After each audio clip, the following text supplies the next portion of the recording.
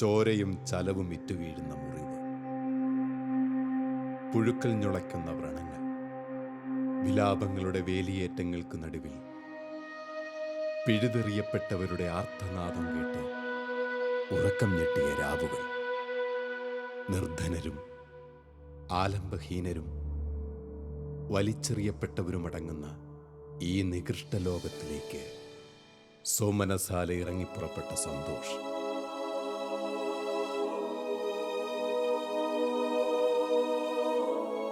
ഇന്ന് ഈ ജീവിതം അർത്ഥപൂർണമാകുന്നതിൻ്റെ ചാരിതാർത്ഥ്യത്തിലാണ്. അടർന്നിടറിപ്പോകുന്ന ജീവിത ബന്ധങ്ങളുടെ നിലവിളി കേൾക്കാത്ത ലോകത്ത് ഉറ്റവരും ഉടയവരുമായി ഇവരുണ്ട് ഇവിടെ. മകനായി, മകളായി, അപ്പനായി, അമ്മയായി, സഹോദരനായി, സഹോദരിയായി. പിറന്നു വീണ അന്ന് തൊട്ട് താരാട്ടുപാടിയും കൈവിരൽ തുമ്പിൽ തൂങ്ങിയും നടന്ന പൊന്നോമന മക്കൾ, മക്കൾ വലിച്ചെറിഞ്ഞ മാതാപിതാക്കൾ.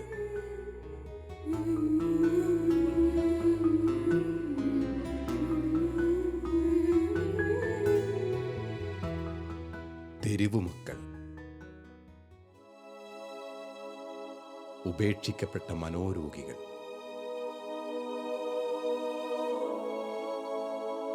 ഈ സമൂഹത്തിലെ വലിച്ചെറിയപ്പെട്ടവർക്കായി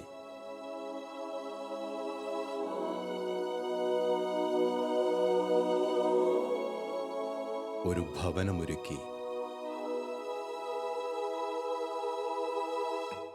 ഇയാൾ കാവലിരിക്കുന്നു.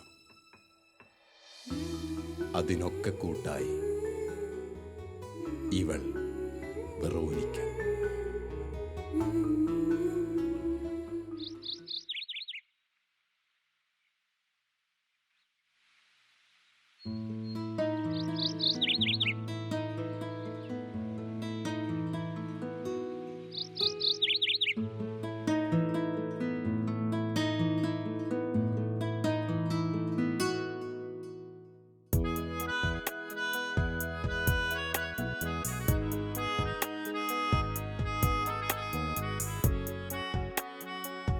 അനു,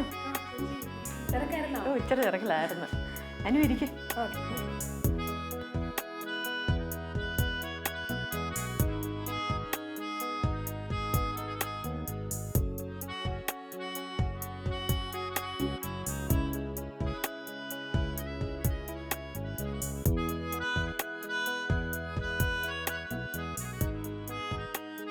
ഇവർ ഒരുക്കുന്ന ഈ പറുദീസ ഈ നിർധനരുടെ സങ്കേതമാകുന്നെങ്കിൽ സഹനത്തിൻ്റെ, അർപ്പണത്തിൻ്റെ, പരിത്യാഗത്തിൻ്റെ സഹനപർവങ്ങൾ താണ്ടാൻ മനസ്സൊരുക്കിയ മിനി ദൈവത്തിൻ്റെ സ്പർശം തൊട്ടറിഞ്ഞിരുന്നു. വലിച്ചെറിയപ്പെട്ടവൻ്റെ കണ്ണീരൊപ്പാൻ,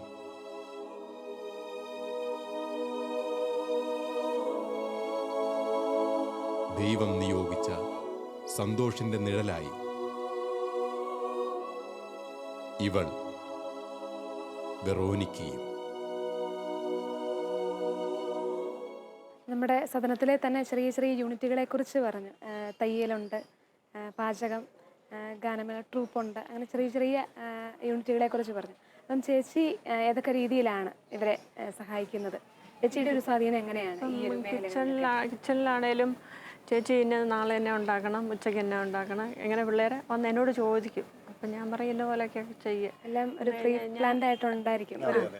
പിറ്റേ ദിവസത്തെ കാര്യങ്ങൾ എന്താണേലും പിള്ളേർ വന്ന് ചോദിക്കും, എന്നാ ചെയ്യണ്ടേ, നാളെ എന്നത് വെക്കുന്നത് എന്നൊക്കെ എല്ലാം തിരക്കി അത് അന്നേരം ഞാൻ ചെന്ന് പറഞ്ഞു കൊടുത്ത് അവരതുപോലെ തന്നെ എല്ലാം ചെയ്തു വെക്കും. സെക്ഷൻ വേറെ വേറെ തിരിച്ച് അതിന് ഓരോ സെക്ഷനിലും 5-6 പിള്ളേർ വീതം ഉണ്ട്, നിയമിച്ചിട്ടുണ്ട്. തയ്യൽ ക്ലാസ്സിലാണേലും ചേച്ചിയാണോ ലീഡ് ചെയ്യുന്നത്? അവിടെ ഇവരെല്ലാം മാനസിക രോഗം ഭേദമായ ആളുകളാണ്, സ്ത്രീകളെല്ലാം. അവരെല്ലാവരും വർക്ക് ചെയ്യുന്ന എല്ലാവരും തന്നെ.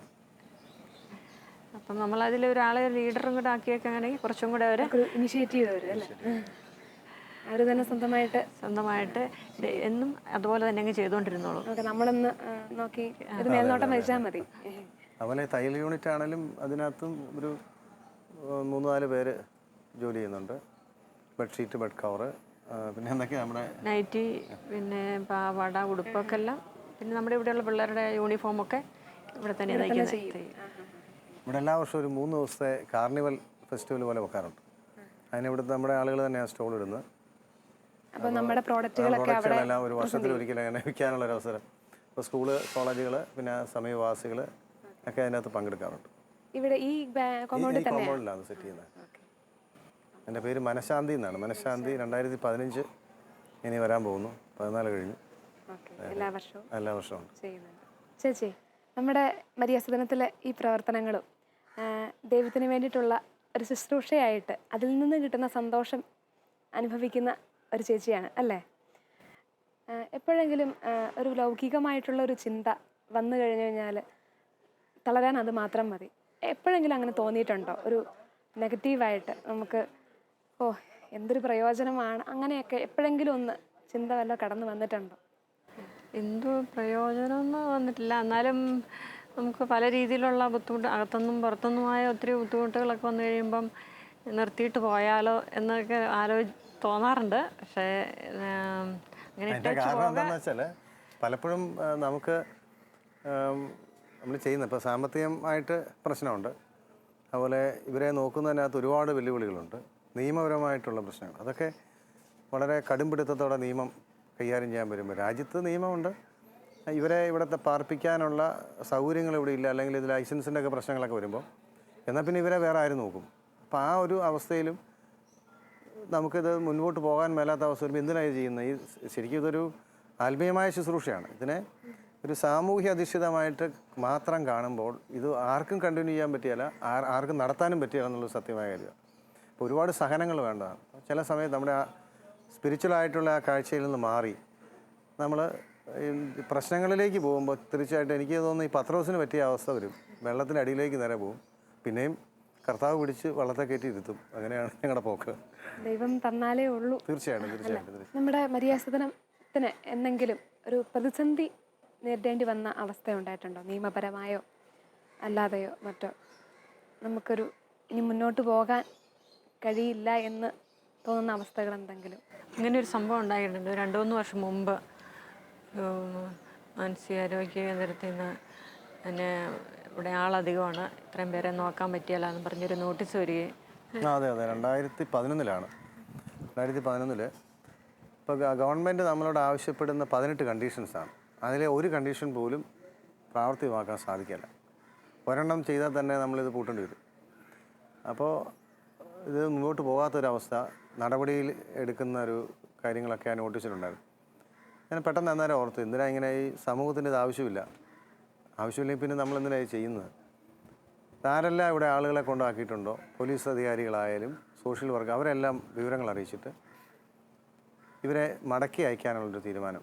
അപ്പം അങ്ങനെ ഇവിടെ ഓഡിറ്റോറിയത്തിനകത്ത് എല്ലാവരെയും കൊണ്ടിരുത്തി മൈക്ക് സെറ്റൊക്കെ വെച്ച് ഒരു മീറ്റിംഗ് പോലെ. എൻ്റെ ആ നോട്ടീസ് ഇവിടുത്തെ സൈക്കാട്രിസ്റ്റ് ഡോക്ടർ ND മോഹൻ അത് ഉറക്കെ വായിച്ചു. ഡോക്ടറും പറഞ്ഞത് മുൻപോട്ട് ഇനി പോകില്ല.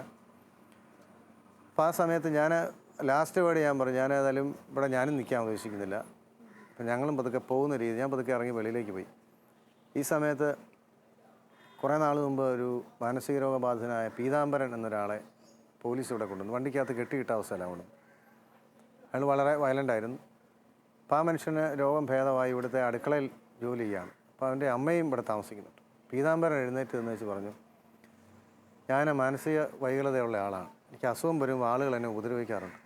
പക്ഷേ കുറഞ്ഞൊരു നാളായിട്ട് ഞാൻ ഇവിടെ എൻ്റെ അമ്മയും ഞാനും താമസിക്കുകയാണ്. ഞങ്ങൾക്ക് എല്ലാവിധ സന്തോഷവും സമാധാനം ഇവിടെ കിട്ടുന്നുണ്ട്. ഇത് ഞങ്ങളെ ഇവിടുന്ന് വിടുകയാണ്, ഞങ്ങൾ ആത്മഹത്യ ചെയ്യുള്ളൂ.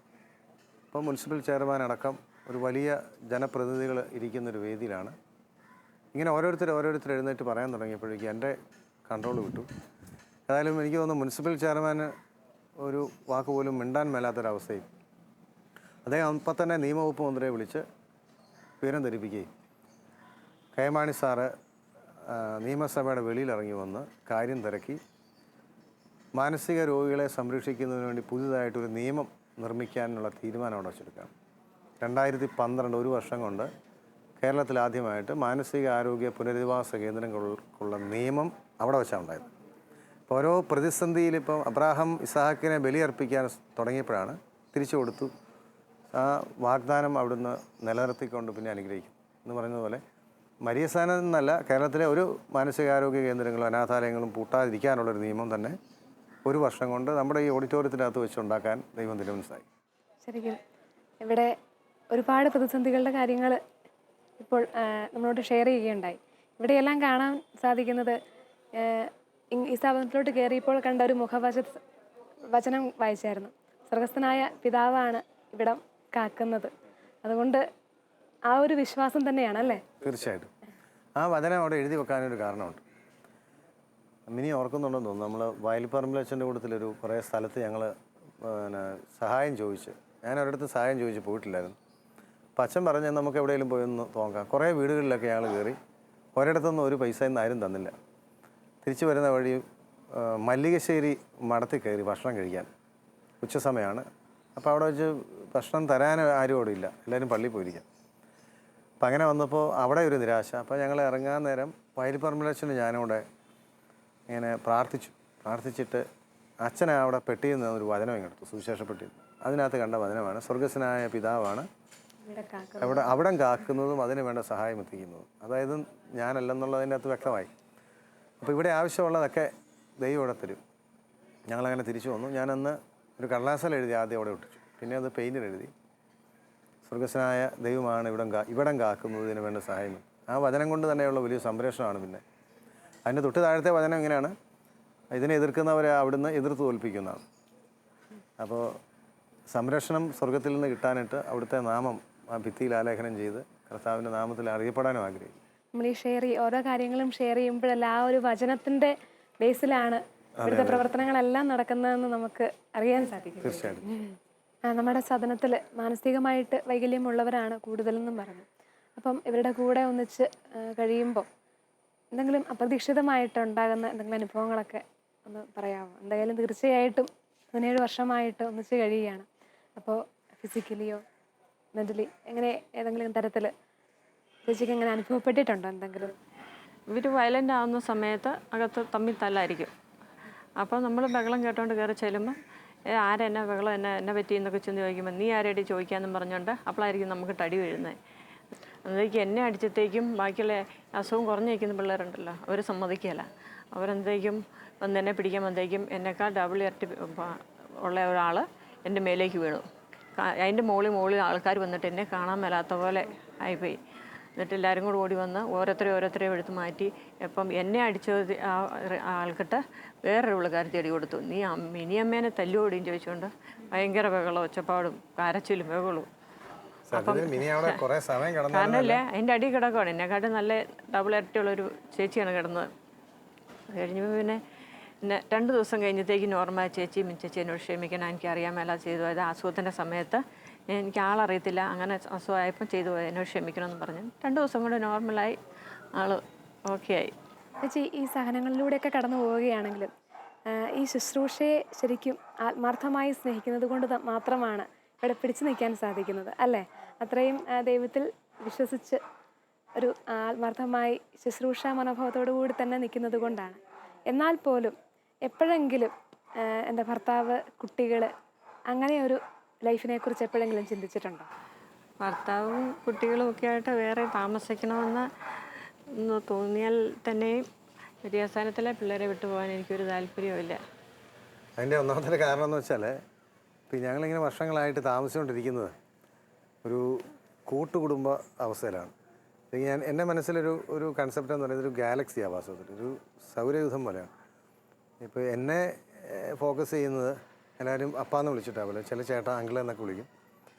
അതുപോലെ മിനിയെ അതുപോലെ ഒരു സെൻറ്റർ ഒരു ക്യാരക്ടറായിട്ട് നമ്മളെ കാണുന്നുണ്ട്. അപ്പോൾ നമുക്ക് ചുറ്റും ഒത്തിരി ആളുകൾ, അവരുടെ സ്നേഹം, അവരുടെ കൊച്ചു പ്രശ്നങ്ങൾ, അത് ഓരോ ഒരു നമ്മൾ ആവശ്യപ്പെടുന്ന ഒരു കാര്യം, ഇപ്പോൾ ഒരാളുടെ ചെരുപ്പിൻ്റെ വള്ളി പൊട്ടി ഉടനെ അത് വാങ്ങിച്ചു കൊടുക്കുക. ഇപ്പോൾ കൊച്ചു കാര്യങ്ങളിൽ അവരുടെ കാര്യങ്ങൾ അറ്റൻഷൻ ചെയ്ത് അതിൽ നിന്ന് കിട്ടുന്നൊരു സന്തോഷം എന്ന് പറയുന്നത് വളരെ വലുതാണ്. അപ്പോൾ എനിക്ക് തോന്നുന്നത് ഇപ്പം നമുക്ക് പുറത്തേക്കൊക്കെ ഒന്ന് പോകാനായിട്ടൊക്കെ പോകുന്നത് കൂടെ 2-3 പേര് വേണം കൂടുതൽ കയറിപ്പോരും, ബോഡി ഗാർഡ്സായിട്ട്. അപ്പോൾ അതുപോലെ എന്തിനും ഇപ്പോൾ ഒരു കാലം മുള്ളു പോലും കൊള്ളാൻ അനുവദിക്കരുത് എന്ന് പ്രാർത്ഥിക്കുന്ന ഒരു വലിയ സമൂഹത്തെ വിട്ടിട്ട് പോകാമെന്ന് പറഞ്ഞു. പക്ഷെ എന്നിരുന്നാലും ഞാൻ ഈ കഴിഞ്ഞ അവധിക്ക് മക്കളൊക്കെ പ്രായമായി, മൂത്ത ആൾക്കൊരു ജോലിയൊക്കെ ആയി. അപ്പോൾ എല്ലാവരും ഇങ്ങനെ പതുക്കെ പിള്ളേർ വളർന്ന് അകന്നു പോകുന്നൊരു സമയം കൂടെ. അതുകൊണ്ട് ഈ അവധിക്കാലത്തൊരു വീട് വാടകയ്ക്ക് എടുത്ത് ഒരാഴ്ച ഞങ്ങൾ മാത്രമായിട്ടും താമസിക്കാൻ ആഗ്രഹിച്ചു. പക്ഷേ എന്തോ അത് തിരക്ക് മൂലം സാധിച്ചില്ല. ഇനി അടുത്ത അവധിക്കെങ്കിലും അങ്ങനെ ഒന്ന് അവർക്കൊരു എക്സ്പീരിയൻസിന് തന്നെ പാചകം ചെയ്ത് എല്ലാ സമൂഹത്തിൽ നിന്ന് മാറി ഒരു കുഞ്ഞു കുടുംബത്തിൽ എങ്ങനെ ജീവിക്കേണ്ടതെന്ന് പിള്ളേർക്കൊന്ന് കാണിച്ചു കൊടുക്കാൻ അങ്ങനെ ഒരു ആഗ്രഹമുണ്ട്. അങ്ങനെ ഒരു താല്പര്യം അത് പ്രാവർത്തികമാക്കുമോ? പ്രാവർത്തികമാക്കണമെന്ന് വിചാരിക്കുന്നു. കാരണം പിള്ളേരെ മാത്രമായിട്ട് ഞങ്ങളങ്ങനെ ഒരിക്കലും ഒറ്റയ്ക്കൊരു വീട്ടിൽ താമസിച്ചിട്ടില്ല. വളർന്നു വന്ന സാഹചര്യത്തിൽ എപ്പോഴും ഒരു ബഹളവും കാര്യങ്ങളും വിസിറ്റേഴ്സ് ആണെങ്കിലും അപ്പം അങ്ങനെയൊക്കെയുള്ളൊരു സാഹചര്യത്തിലാണല്ലോ താമസിക്കുന്നത്. അപ്പം അതിനൊരു വ്യത്യസ്തമായിട്ട് സാധാരണ ഒരു കുടുംബ ജീവിതം അതാണെന്ന് അവരെ ഒന്ന് കാണിച്ചു കൊടുക്കാനിട്ട് എവിടെയെങ്കിലും ഒരു പരിചയമില്ലാത്ത സ്ഥലത്ത് തന്നെ പോകണം. ഒരു ദൂരെ എവിടെയെങ്കിലും പോയിട്ട് എന്നാലേ നമുക്ക് അതിൻ്റെ ശരിക്കും അതൊരു ഫീൽ ചെയ്യുള്ളൂ. കുട്ടികൾ പ്ലാൻ ഉണ്ട്, അടുത്ത അവധിക്ക് ഇത് ചെയ്യണമെന്നാണ് വിചാരിക്കും. എങ്കിലും മൊബൈൽ റേഞ്ച് ഉള്ള സ്ഥലത്ത് പോയി താമസിക്കണമെന്നാണ് ആഗ്രഹം. പിന്നെ തന്നെയല്ല ഒരു വിളിപ്പാടകല ഓടി വരണമെങ്കിൽ പെട്ടെന്ന് വരാൻ സാധിക്കുന്ന ഒരു സ്ഥലത്ത്. കാരണം എപ്പോഴും നിലവിളിക്കുന്നവരും ആവശ്യങ്ങൾ പറയുന്നവരും സങ്കടപ്പെടുന്നവരും കരയുന്നവരും ഒക്കെ ആയതുകൊണ്ട് എപ്പോഴും ഒറ്റപ്പെട്ടു പോയാൽ മനസ്സിലെപ്പോഴും ഇവരെ പറ്റിയുള്ളൊരു വിചാരമുണ്ട്. അതുകൊണ്ട് എത്രയും വേഗം എത്താൻ പറ്റുന്നൊരു സ്ഥലത്ത് ഈ കുറച്ച് ദിവസം അങ്ങനെ ഒരു ആഗ്രഹമുണ്ട്. ദൈവം നടത്തി തരുമെന്ന് വിചാരിക്കുന്നു.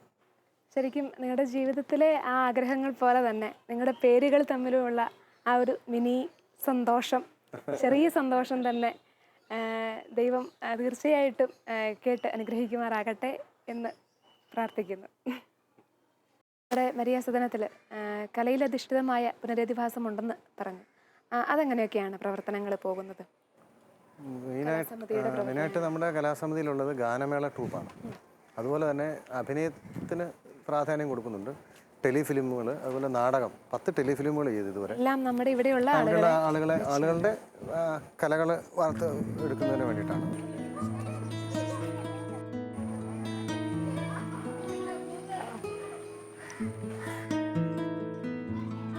നമ്മളെപ്പോഴും പറയാറുണ്ട് നമുക്ക് ദൈവം തരുമെന്ന്. നമ്മുടെ ഒരു വിശ്വാസമാണ് ശരിക്കും ദൈവം എല്ലാം തരുമെന്നുള്ളത്. ശരിക്കും എങ്ങനെയാണ് നമുക്ക് ദൈവം തരുന്നത്? ഈ ഇവിടുത്തെ ഒരു ശുശ്രൂഷയുടെ ഇത്ര നാളത്തെ ഒരു അനുഭവത്തിൻ്റെ വെളിച്ചത്തിൽ എങ്ങനെയാണ് ദൈവം നമുക്ക് തരുന്നത് എന്നൊന്ന് പറഞ്ഞു തരാമോ? ദൈവം തരുമെന്ന് പറഞ്ഞാൽ ദൈവം തരുക തന്നെ ചെയ്യും. അതാണ് നമ്മുടെ വിശ്വാസം. അങ്ങനെ ഒരു സംഭവം ഞങ്ങളുടെ ജീവിതത്തിലുണ്ട് താനും. പക്ഷേ വിശ്വാസത്തിൻ്റെ ഒരു അവസ്ഥ പറഞ്ഞു കഴിഞ്ഞാൽ ഈ വിശ്വസിക്കുക എന്ന് പറയുന്നത് അത് പ്രത്യാശിക്കുന്നത് ലഭിക്കുമെന്നുറപ്പും കാണപ്പെടാത്തവയിൽ നിന്നുണ്ടായി എന്നുള്ള ബോധ്യമാണ്. അപ്പോൾ എനിക്കത് വളരെയേറെ അനുഭവവേദ്യമായിട്ടുണ്ട്. ഒരു ദിവസത്തെ അനുഭവം പറയാം. ഇത്ര തീവ്രമായ ഒരു അവസ്ഥ വന്നതാണ്. അന്ന് ഭക്ഷണം കഴിക്കാനായിട്ട് ഇവിടെ ഒന്നുമില്ല. തലേ ദിവസം തന്നെ അരി തീർന്നായിരുന്നു. ഞാൻ ആരോടും ചോദിച്ചില്ല, ദൈവം തരുമെന്ന് പറഞ്ഞു. അപ്പോൾ ഈ ദൈവം തരുമെന്നുള്ളൊരു വാക്കാൽ എല്ലാവരും കയറി പിടിച്ചു. എനിക്കതൊരു ചലഞ്ചായിട്ട് തോന്നി. ഞാനായിട്ട് അരി വാങ്ങിച്ച് കഞ്ഞി വെക്കുന്ന പ്രശ്നമില്ലാന്ന് തീരുമാനിച്ചു. അങ്ങനെ കാത്തിരുന്ന് പിറ്റേ ദിവസം രാവിലെ ആയി അടുപ്പത്തിട്ട വെള്ളം പറ്റാൻ തുടങ്ങി. വീണ്ടും വന്ന് അരി മേടിക്കാൻ നമ്മൾ ഇല്ലയെന്ന് പറഞ്ഞു. ദൈവം തരും. അന്ന് 12:30 ആയിട്ടും അരി അടുപ്പത്തിട്ടില്ല. അപ്പം ഞാൻ ഒരേ വാശി നിൽക്കുകയാണ്, ദൈവം തന്നിട്ട് കഞ്ഞി വെക്കുന്നുള്ളൂ എന്നുള്ള രീതി തന്നെ. അപ്പോൾ ഏതായാലും സമയം മുമ്പോട്ട് പോകും തോറും അതിനൊരു 12:45 എനിക്ക് തലയ്ക്ക് സ്ഥിരമില്ലെന്നുള്ളത് ആൾക്കാർ ഉറപ്പിച്ചു. അപ്പം അങ്ങനെ എന്നെ കൊണ്ട് ചോദ്യം ചെയ്യുന്നിരിക്കും. ഒരാൾ വന്നിച്ച് പറഞ്ഞു നമുക്ക് കുറേ ബ്രെഡ് മേടിക്കാം. നമ്മൾ അനങ്ങരുത്, ആരും ഒന്നും മേടിക്കണ്ട, ഇവിടെ ആരും പട്ടിണി കിടക്കാൻ പോകുന്നില്ല, കാരണം നമ്മൾ ആശ്രയിക്കുന്ന ദൈവത്തിലാണ്. അപ്പം അങ്ങനെ അതിലൊരു ക്ലൈമാക്സിലെത്തിയ സമയത്ത് എനിക്ക് വല്ലാണ്ട് കുറേ വചനം പറയാനത്. ഞാൻ പറഞ്ഞു, ആകാശത്തിലെ ഒന്ന് കർത്താവ് ഇസ്രായേൽ ജനങ്ങൾക്ക് മന്ന വർഷിച്ചിട്ടുണ്ട്, കരിമ്പാറയിൽ നിന്ന് ജലം തന്നിട്ടുണ്ട്. അതേ ദൈവം തന്നെ നമുക്ക് ഭക്ഷണം തരുമെന്ന് പറഞ്ഞു. ആ നിമിഷത്തിൽ ഫോൺ ബെല്ലടിക്കുകയാണ്. ഫോൺ ബെല്ലടിച്ചിട്ട് ഒരു പെൺകുട്ടി ഫോൺ എടുത്തു. സന്തോഷമുണ്ടോ എന്ന് കൊടുക്കാമോ എന്ന് ചോദിച്ചു. ഫോൺ വാങ്ങിച്ചപ്പോൾ ഇങ്ങനെ അതിനകത്ത് പുള്ളി പറയുന്നതാണ്, സന്തോഷം ഒന്നും വിചാരിക്കരുത്, ഒരു 500 പേർക്കുള്ള ഫ്രൈഡ് റൈസും ചിക്കനും അങ്ങോട്ട് കൊണ്ടുവരികയാണ്, നിങ്ങൾ ഭക്ഷണം കഴിച്ച് കാണുമായിരിക്കും എന്ന് വിചാരിക്കുന്നു. ഞാൻ പറഞ്ഞു ചേട്ടനോട് ഇങ്ങോട്ട് വരാൻ പറഞ്ഞു. അങ്ങനെ സൽക്കാർ കേറ്ററിങ്ങിലെ ബാബു എന്ന് പറഞ്ഞ ആളാണ്. പുള്ളി ഒരു കേറ്ററിങ് നടത്തി, അതിനെന്തോ പ്രശ്നം വന്നിട്ടാണ് ഈ ഫുഡെല്ലാം കൂടെ ഇങ്ങോട്ട് തരുന്നത്. ആ പ്രോഗ്രാം മുടങ്ങിപ്പോയി. ഏതായാലും ആ മനുഷ്യനോട് വന്ന് നിന്ന് വിളമ്പുമ്പോൾ ദൈവത്തിൻ്റെ മഹത്വം ആശ്രയിക്കുന്നവർക്കാണ് അത്ഭുതം വരുന്നത്. അത്ഭുതം കാണാൻ സാധിക്കും. ആശ്രയിക്കുകയും അതിൽ ചഞ്ചല ചിത്തരാകാതെയും ഇരുന്നാൽ മാത്രമേ നമുക്കൊരു മിറക്കിൾ കാണാൻ സാധിക്കൂ. അല്ലാത്തവർക്ക് ചുമ്മാ വിശ്വസിക്കാം. ശരിക്കും ദൈവത്തിന് വേണ്ടിയിട്ട് വേല ചെയ്യുന്നവരുടെ വിശ്വാസം. ഇസ്രായേലിന് അപ്പം അടയാളമാണ്. ഇസ്രായേൽ ജനത്തിന് അപ്പം എന്നും അടയാളമാണെന്നാണ് വചനം പഠിപ്പിക്കുന്നത്. അപ്പം ഈശോ തന്നെ പറഞ്ഞില്ല, ഞാനാകുന്നു അപ്പം, വാങ്ങി ഭക്ഷിക്കൂ. പിന്നെ ഇത് കൂടുതൽ എന്തൊരു ഉറപ്പാണ് വേണ്ടത് നമുക്ക്. ഒരു ഉച്ചഭക്ഷണം ഇല്ലാതെ വിശന്ന് വലഞ്ഞിരിക്കുന്ന ആ മക്കളിലേക്ക് ദൈവദൂതൻ നേരിട്ടിറങ്ങി വന്ന ഒരു അനുഭവമായിരുന്നു ഞങ്ങൾക്കൊന്ന് അനുഭവിക്കാനിടയായത്. പക്ഷേ വാസ്തവത്തിൽ ദൈവം തരിക എന്ന് പറയുന്നത് ദൈവത്തിൻ്റെ രൂപത്തിലും സാദൃശ്യത്തിലുള്ള മനുഷ്യർ തന്നെയാണ് വരുന്നത്. കാരണം അതിനുള്ള ഇൻഡ്യൂഷൻ എന്നെ ഓർക്കുന്നുണ്ട്. ഒരിക്കലും ഒരാൾ രാവിലെ ഇവിടെ സാമ്പത്തികമായിട്ട് രാവിലെ ഒരാൾക്കൊരു 50,000 രൂപ ഞാൻ കൊടുക്കാനുണ്ട്. കൊടുത്തില്ലേ വലിയ പ്രശ്നം ഉണ്ടാവും. അയാളോട് ഞാൻ പറഞ്ഞിരിക്കുന്നത് എപ്പം തരും എന്ന ചോദ്യത്തിന് ദൈവം തരും. അപ്പോൾ ദൈവത്തെ ഇയാളെ കണ്ടിട്ടുണ്ടോ എന്ന് ചോദിച്ച് ചലഞ്ച് ചെയ്ത സമയമാണ്. അപ്പോൾ അങ്ങനെ ഒരു മനോവിഷമത്തിലിരിക്കുന്ന സമയത്ത് ഞങ്ങളുടെ പുതിയ വികാരി അച്ഛന് ഡോക്ടർ ജോർജ് വർഗീസ് ഞാറക്കുന്നൽ അച്ഛനും വന്നിരിപ്പുണ്ട്. ഞാനിങ്ങനെ അച്ഛനുമായിട്ട് ഈ കാര്യം പറഞ്ഞ് ഇരിക്കുന്ന സമയത്ത് പെട്ടെന്നൊരു വണ്ടി മുറ്റത്തിറങ്ങി വന്നു. അതെന്ന് നമ്മുടെ ജഗദീഷ് ശ്രീകുമാർ ഇറങ്ങി വരുന്നു, സിനിമാ താരം. അദ്ദേഹം ഇറങ്ങി ഓഫീസിൽ വന്നിരുന്നിട്ട് ഇങ്ങനെ പറഞ്ഞു, ഇതിലെ അങ്ങോട്ട് പോവാണ്, നാളെ ഹർത്താലാണ്, നാളെ ഷൂട്ടുണ്ട്, പക്ഷേ എനിക്കെന്തോ ഇതിലേ പോയപ്പോൾ കയറാതെ പോകാൻ തോന്നിയില്ല, ഏതൊരു അദൃശ്യ ശക്തി പിടിച്ച് വലിക്കുന്ന പോലെ തോന്നി. അങ്ങനെ വന്നതാണ്. അപ്പം അച്ഛനും കേട്ടോണ്ടായിരിക്കുന്നു. എന്നിട്ട് അദ്ദേഹം ഒരു ചെക്ക് എടുത്തിട്ട് അതിൽ 50,000 രൂപ എന്ന് എഴുതി തന്നു. എന്നിട്ട് പറഞ്ഞു, സന്തോഷം എന്നോട് ചോദിക്കാറില്ല ഒരു കാര്യം ഇതുവരെ, ഞങ്ങൾ 17 വർഷമായിട്ട് പരിചയമുണ്ട്, ഒരിക്കൽ പോലും ഒരു കാര്യം ആവശ്യപ്പെട്ടിട്ടില്ല, പക്ഷേ എനിക്ക് കൊടുക്കണമെന്ന് തോന്നുമ്പോൾ ഞാൻ തന്നെ ഇവിടെ വരും. അപ്പം അന്ന് ദൈവ രൂപത്തിൽ വന്നത് ജഗദീഷ് ശ്രീകുമാറാണ്. അതുപോലെ അരിയുമായിട്ട് വരുന്നവർ, പച്ചക്കറി പലവ്യഞ്ജനങ്ങളുമായിട്ട് വരുന്നവരൊക്കെ ഓരോ സന്ദർഭങ്ങളിൽ സ്കൂൾ കുട്ടികൾ പൊതിച്ചോറുകൾ ഒരുക്കി തരുന്നുണ്ട്. പ്രതീക്ഷിക്കാത്ത സമയത്ത് ഒരാളെ ഹോസ്പിറ്റലൈസ് ചെയ്യണം, ഒരു നമ്മൾ കണ്ടിട്ട് പോലും ഇല്ലാത്ത ഒരാൾ ഇന്നലെ വന്നു, നാളെ അയാൾക്കൊരു സർജറി വേണമെങ്കിൽ അതിനെ അടുത്ത ജംഗ്ഷനിൽ ഇറക്കി വെച്ച് നമുക്കും കൈ ഒഴിയാം. പക്ഷെ ആൾക്ക് വേണ്ടി നമ്മൾ മുടക്കാൻ പോകുന്നത് 1,00,000 രൂപ ആയിരിക്കും, പക്ഷെ കൈ പണം ഉണ്ടാവില്ല. പക്ഷെ അത് ചെയ്യാൻ സന്നദ്ധത കാണിക്കുമ്പോൾ എവിടെ നിന്നൊക്കെയോ ഇത് ആരിലൊക്കെയോടൊക്കെ വന്ന് വളരെ ഭംഗിയായിട്ട് നടന്നു പോകുന്ന അനുഭവങ്ങളാണ് കാണാൻ സാധിക്കുന്നത്. അവിടെ മരിയസ്ഥാനം മാനസികാരോഗ്യ പുനരധിവാസ കേന്ദ്രത്തിലെ പുനരധിവാസ പദ്ധതിയുടെ ഭാഗമായിട്ട് നമ്മൾ നടത്തുന്നതാണ് ഗാനമേള.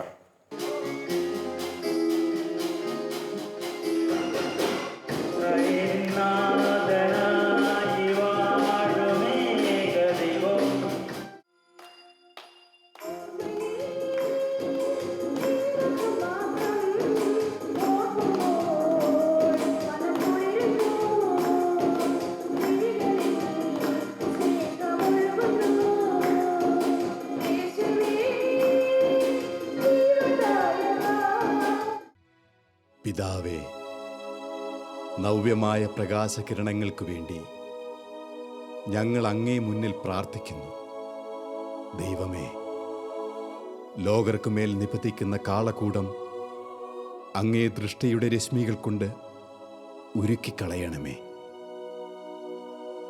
എൻ്റെ സ്വപ്നവേഷങ്ങളിൽ അങ്ങയുടെ ഊർദ്ധം ചേർത്ത് നവജീവനാൽ പുതിയ മനുഷ്യനാക്കണമേ.